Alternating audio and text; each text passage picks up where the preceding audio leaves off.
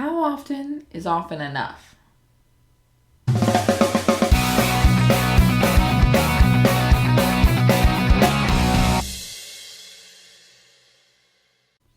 All right, I get this question all of the time. How often do I really need to be tweeting? And here's the thing, is Twitter is a unique environment. Like any social network, it's unique in the sense that it has a unique user base, it has a unique way the news feed works. It is a unique environment and it has certain requirements. One of those requirements is kind of a lot of content. So I have people talking to me all the time and they're like, okay, I'm going to tweet once a day. Awesome for those people who are on right then. Everybody else, not going to see it. Unless, Twitter's made some changes and if your content blows up and it's fantastical, it could show up in the what you missed when somebody logs in to Twitter natively. But if you manage your Twitter through Hootsuite and you pay attention to your feed that way, or any of the other dozens of Twitter tools, likely not going to see it unless I logged in right when you tweeted it. So instead, you need to be tweeting multiple times a day. You also need to be tweeting the same things multiple times, but reframe them. So an example of this is this episode will go out every day for 7 days until next week's episode comes out. Now, we'll have slightly different content around it. We'll talk about different things. I'll pull out points and tips and I'll reframe the tweets, but it pushes to the same piece of content because not everybody sees it on day 1 or day 2 or even day 5. Some people still haven't seen it after 7 days, and that's why it then goes into Edgar and it gets recycled through the Edgar tool that we use. So don't resist recycling your content. Don't resist sharing things over and over again.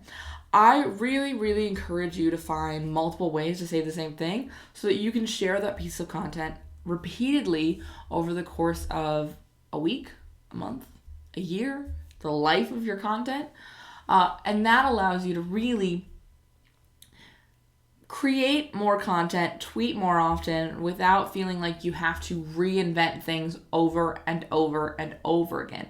Because when you tell somebody, I, for example, tweet about 15 to 20 times a day, that freaks people out. They're like, how I don't have 15 things to say on Twitter Day. Well, neither do I.